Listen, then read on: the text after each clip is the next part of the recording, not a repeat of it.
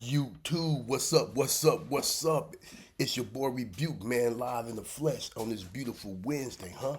And welcome back to another edition of Rebuke All Devils Radio, 107.7, home of the truth. Hey, man, don't worry about the background noise. It's part of the show, right? So, we got this story courtesy of Front Page Detective. And this right here, I, I I just, I was at a loss for words, just to be honest, man. Man celebrating prison release anniversary allegedly shot three, killed one, posed as a victim, now charged again. That's right, man. And here's kill him again, Ken right here. You know what I'm saying? Kill him again, Ken in the house, right? Celebrating getting out the joint for murder, just end up killing somebody else. Christopher Germaine Burke-Harris, accused in the fatal Frogtown shooting that killed Devancia L. Griffo on July the 18th. May she rest in peace, and maybe the Most High give her family some kind of, peace, comfort, and justice at this difficult time. A deadly shooting broke out outside an apartment in Frogtown on July 18th with about 20 gunshots fired. Officers rushed to the scene near Edmond Avenue and Kent Street, where they found the victim receiving CPR.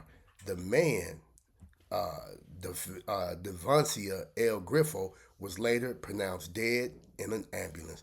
My bag, man, on the mispronunciation of the name. I thought it was a female name, but it was obviously a man. So my apologies to the family, no disrespect. Meanwhile, the suspect, identified through surveillance footage as Christopher Jermaine Burke-Harris, arrived at Regional Hospital and claimed he was one of the victims. He said he had been shot on the leg and denied involvement. Police later charged him with second-degree murder. You talking about a way to throw your life away, huh?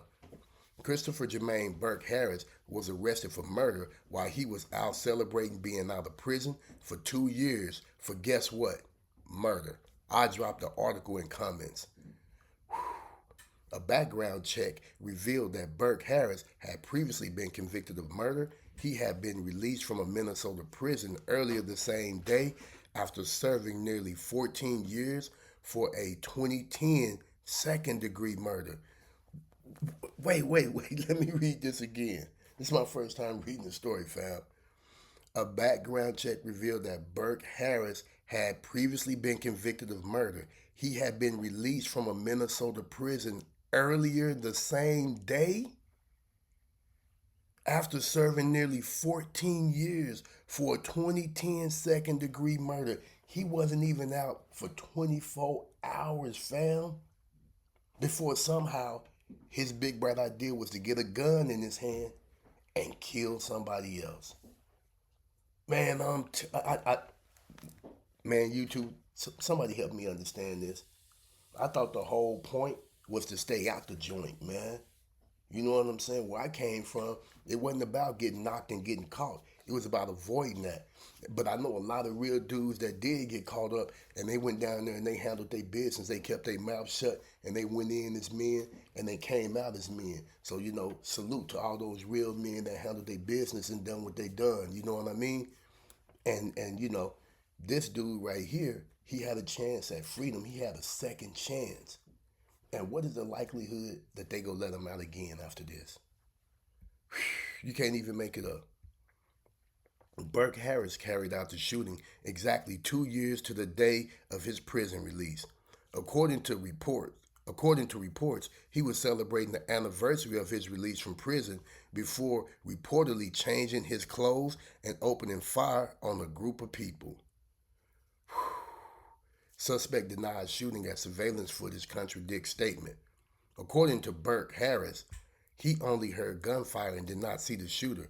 He claimed the bullet grazed his thigh, causing him to fall. The 37-year-old further alleged that he changed his ways and means of livelihood since his jail release. He said he had not been involved in violence or gun games in the past 14 years.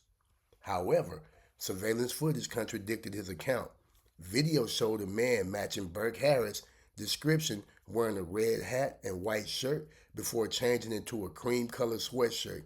He was then seen returning to the apartment entrance, pulling out a gun and firing multiple shots at Griffo. Wow, man. I guess you know, they had cameras before this dude went to prison, right? And now all of a sudden you get out and you think cameras don't exist no more. I mean, what's the logic behind that? Wow, that is crazy, man. Investigators recovered 26 spent shell casings from the scene, linked to three different firearms. Victim's family identified suspect as shooter. Witnesses also identified Burke-Harris as the shooter. Griffo's stepmother said family members at the scene recognized him. Yet another woman who was a part of the crowd also identified the 37-year-old as the shooter. She said she was celebrating someone else's birthday at the spot when she saw the suspect wearing a dirty green hoodie and walking up to the entrance of the building. She then allegedly heard someone say, "Not here, not here, bro." And I guess that's when the shooting started.